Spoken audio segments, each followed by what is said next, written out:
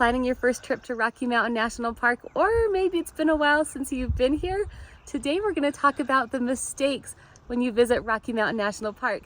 I'm Cheryl and my husband Matt is behind the camera, and we're here to share our experiences with you so you don't make some of those silly mistakes we've made in the past. My name's Matt, so we're going to cover the don'ts for you here visiting Rocky Mountain National Park. So the first one is, don't get scared now. Rocky Mountain National Park is so high up there in elevation, and there are such towering drives and hikes that you will be looking down, staring into deep, deep canyons. I mean, it's just dizzying to think about. It's really amazing that you will be it feels like you're up on top of the world at some places at Rocky Mountain National Park. So if heights bother you, you'll have to be prepared for it. But really, it's actually not that bad. I mean, even some of the drives that get way high up are really not all that scary. So you'll be okay. Okay, the next one is, don't think that it's just the Trail Ridge Road.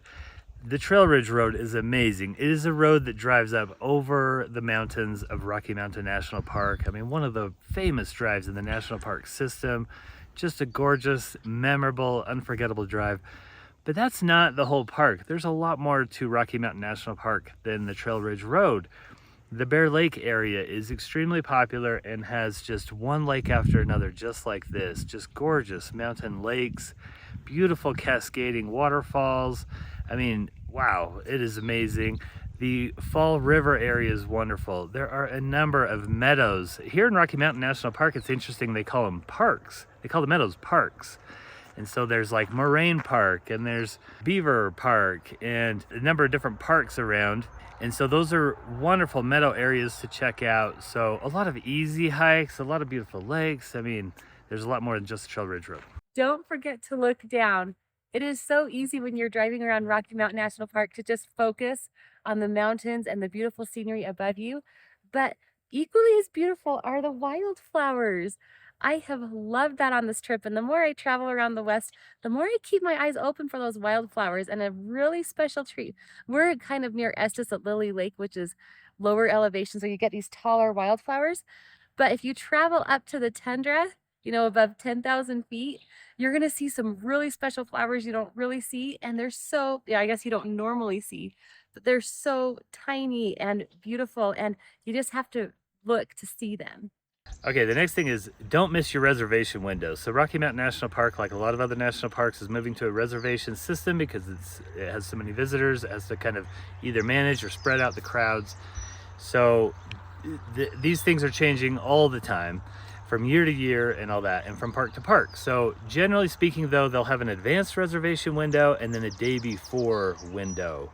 And so what you want to do is just make sure to get on the National Park website and recreation.gov and figure out those dates, and then be ready to pounce when they become available. Now, Rocky Mountain National Park, something to know about this is that the Bear Lake section is a popular enough section that it kind of has its own, they call it a park access plus. So not only do you need the regular park access, but it's like its own separate one. So they have that one, the reservation window, or the time to enter the park, is between like 5 a.m. and 6 p.m. I think this year in 2023. Again, these numbers change a little bit, but that one requires a reservation almost all day long.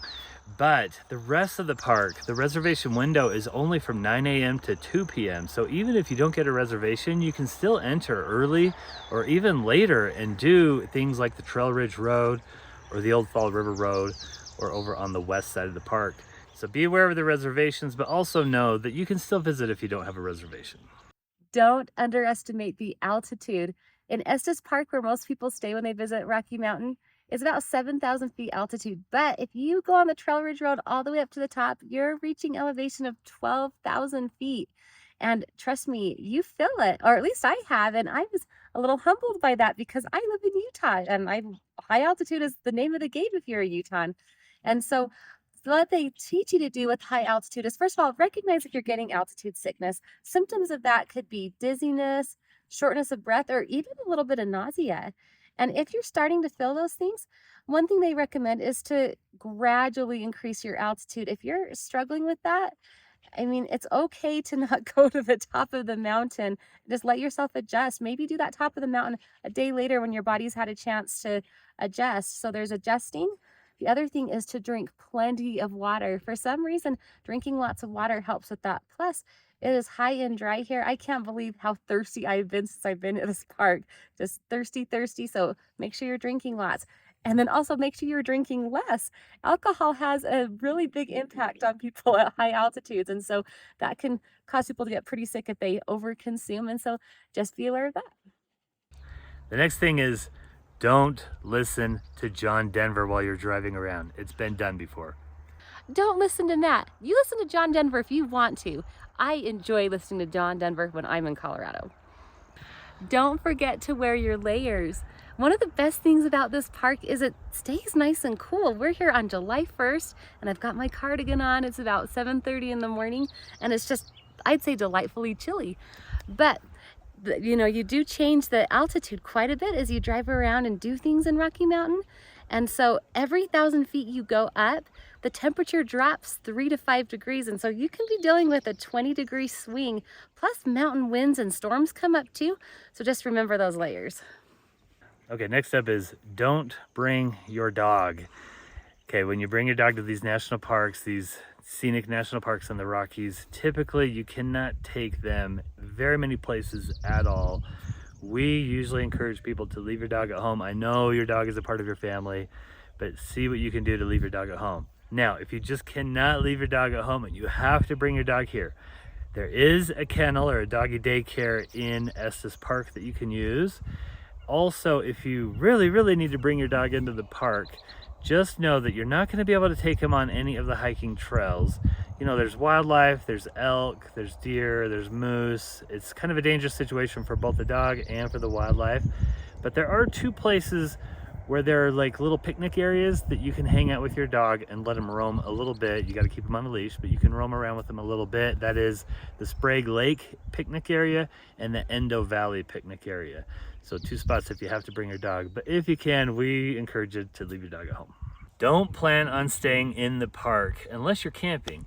There are no lodging facilities within Rocky Mountain National Park, which is kind of unusual, but I guess maybe that's because they have such great gateway towns to access the park. So Estes Park is on the east side and is by far the most common place to stay.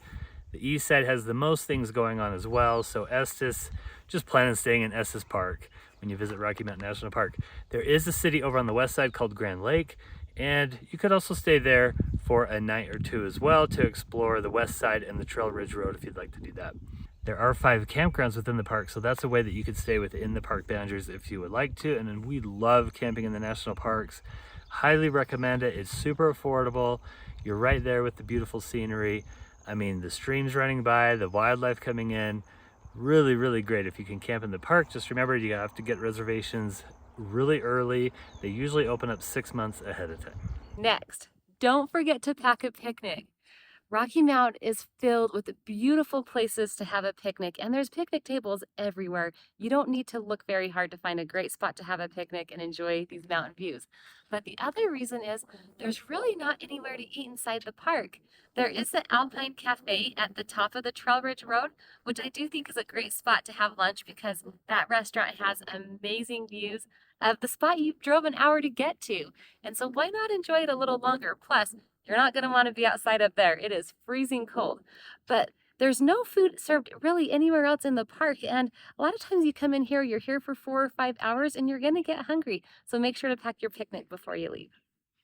Next up is don't bring bear spray. I know it sounds a little crazy to tell you not to bring bear spray when you come to the mountains. Now, if you want to bring bear spray, that's fine. But Rocky Mountain National Park doesn't have many bears. By the park's count, there's only about 20 to 30 bears in the park. These are black bears, not grizzly bears. And that number has stayed relatively consistent for the last 30 or 40 years from my understanding. The last bear attack or bear death was like in the 70s or 80s or something like that. You're just not going to see a black bear when you come to Rocky Mountain National Park. It's very unlikely. Now, if you're on a big road trip coming west and you're going to visit some of the Wyoming parks like Yellowstone and Grand Teton, or the Montana parks like Glacier, then you'll want to pack your bear spray with you because those parks do have plenty of bears and you need to be aware of that. But just not too many in Rocky Mountain National Park that you have to worry about. Next is don't visit in the spring. And I say that very loosely because, of course, you're going to travel when you want to and when it fits with your schedule. But from our experience, this is a really high altitude park, which means that winter lasts longer here. This is the first day of July, and we've walked in snow quite a few places. The trails have been pretty muddy, and it takes a while to plow off these big roads like the Trail Ridge, and the Fall River Road is actually opening today, and I think that's pretty standard for most years. And so if you're really wanting to access everything the park has to offer, July 1st is kind of the date when everything is open. Next up is don't forget to check out our Rocky Mountain National Park playlist. We also have a Colorado playlist for you to enjoy. Thank you so much for watching, and until next time, go west, young traveler.